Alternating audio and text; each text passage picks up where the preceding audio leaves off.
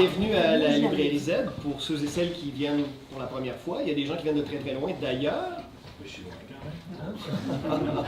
Quelques heures de route. Je suis Alors, donc voilà, bienvenue à la librairie. Nous allons, je ne sais pas s'il y en a parmi vous qui avez déjà entendu, soit sur Internet, soit sur notre site ou sur notre site Internet, ou encore sur iTunes ou Google Play. On a réalisé un roman-théâtre qui a été scénarisé par Jean-Philippe, qui contextualise l'album en fait. Et les 2 premiers épisodes sont déjà disponibles à l'écoute en ligne. Et ce que nous allons faire ce soir avec les mêmes acteurs avec qui j'ai eu le plaisir de travailler en studio, c'est qu'on va vous lire le 3e et dernier épisode du Radio-Théâtre qui ne paraîtra seulement que la semaine prochaine en ligne. Donc, c'est une grosse exclusivité. Et, merci beaucoup, Annie. Ah non, c'est bon. Non, moi, je peux.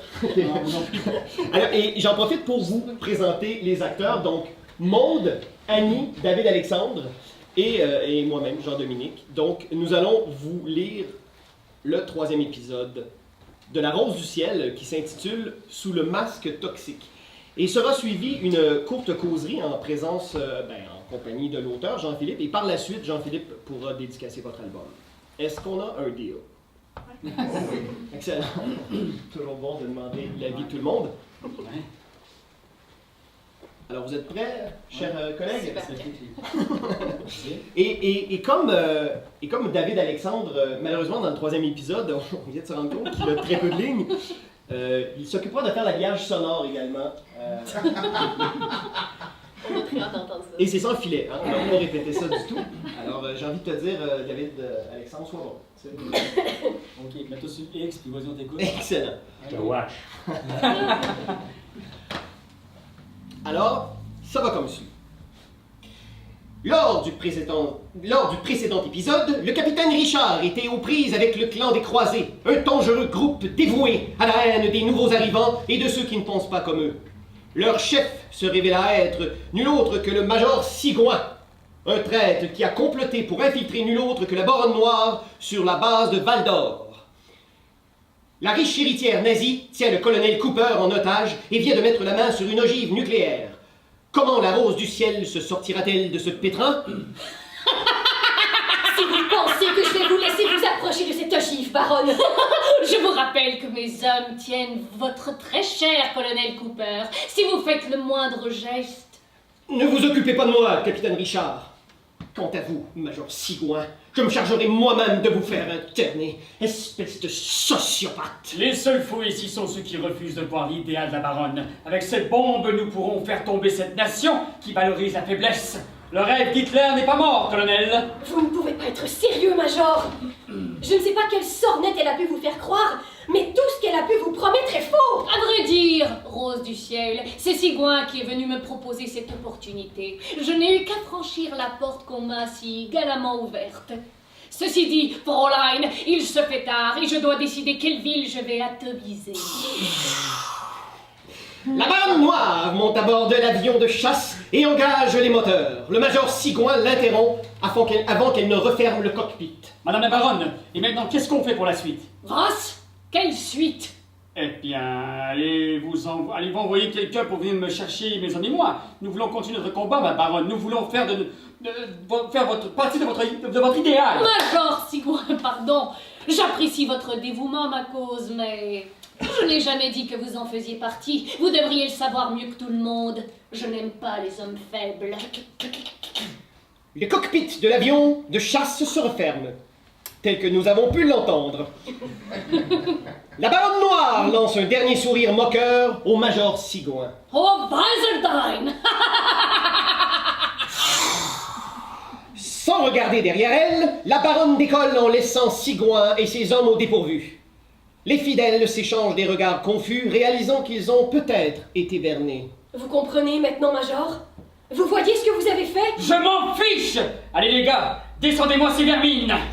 Les fidèles du clan Croisé sont de plus en plus déconcertés. L'un d'entre eux finit même par retirer sa cagoule. Le reste suit également, en plus de jeter leurs armes. Non, mais vous allez m'écouter, je vous ordonne de... Ah ça faisait longtemps que je voulais faire ça. Faites vite, capitaine. Rattrapez la baronne avant qu'il ne soit trop tard. Je me charge du reste ici. À vos ordres, colonel. Rocket Pack à son dos, la rose du ciel s'élance à toute vitesse. Et c'est au-dessus du parc de la Vérandrie qu'elle finit par rejoindre subrepticement l'avion de la Baronne Noire. Elle se glisse sous l'avion en volant à la même vitesse. Notre héroïne se saisit d'un marteau de secours rangé dans sa ceinture utilitaire. Elle retient son souffle, l'espace d'un instant, puis elle monte sur le cockpit de l'avion et frappe. La vitre fracassée du cockpit surprend la baronne assez longtemps pour permettre à la rose du ciel de l'agripper. Mais la jeune héritière n'a pas tenu son dernier mot. Je vous tiens, baronne. Posez cet appareil. Votre plan a échoué. Vous en êtes sûr, Fräulein? J'espère que vous réalisez que ce n'est pas la fin. Vous l'avez bien vu aujourd'hui. Il y aura toujours des gens qui rejoindront mes rangs, tôt ou tard. Ils le feront de plein gré, si ce n'est pas en me suppliant de les sauver. À ce moment, un doute s'élève dans l'esprit de la rose du ciel. Est-il envisageable que la peur puisse pousser les hommes bons à trahir leurs semblables? La baronne aurait-elle raison? Dans un moment d'inattention, la baronne saisit le manche à balai de l'avion et presse la détente. Non! Maintenant, vous avez le choix, capitaine. Moi ou un missile nucléaire qui va exploser dans 1 minute, tout près de Val d'Or. Réfléchissez vite. C'est sans hésiter que la rose du ciel saute dans le vide pour poursuivre le missile pendant que la baronne prend la fuite avec l'avion de chasse. Ce n'est que partie remise, rose du ciel. Un jour, j'aurai ma revanche. C'est à une vitesse encore inégalée que Capitaine Richard parvient à rattraper le missile. Elle reçoit une transmission sur sa radio portable. Capitaine Richard, répondez, quelle est votre situation? Colonel, vous avez déjà désamorcé un missile nucléaire en plein vol? Mon Dieu. Écoutez-moi attentivement, il ne nous reste plus beaucoup de temps. Il y a un panneau sur le côté, vous le voyez? Ouvrez-le. C'est fait! L'élément nucléaire n'explosera que lorsque la roquette n'aura plus de carburant. Vous devez rompre le lien entre le réacteur et le missile. Et à ce moment, le missile tombera comme une pierre sans faire de mal à personne. Ça y est, je crois que je... Rose du ciel? Répondez, Rose du ciel, répondez! Au rapport, colonel. Désolé pour le silence radio.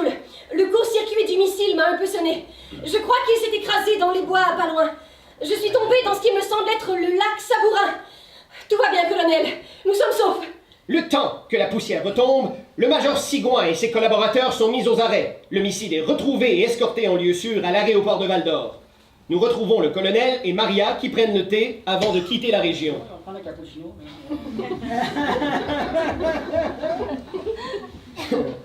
Eh bien, c'est la dernière fois que je me charge d'escorter une arme nucléaire pour les Américains. Et dire que tout ça a été pour qu'on puisse se défendre des Russes. Qui aurait cru que l'ennemi viendrait de l'intérieur? Mais dites-moi, capitaine, vous avez l'air un peu distraite. Je me trompe? Parfois, je me demande si on pourra un jour définitivement arrêter la baronne noire. Excusez-moi, vous êtes bien la rose du ciel? Oui, c'est bien moi. Oh bonjour, je suis la fille du major Sigouin.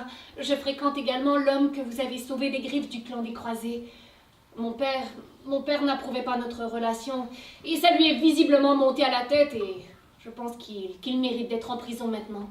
Je voulais vous dire que nous ne sommes pas comme lui dans la région. Je vous jure que nous ferons tout ce qui est en notre pouvoir pour que de telles choses ne se tiennent plus sous silence. Merci. Merci pour tout ce que vous avez fait. C'est moi qui vous remercie.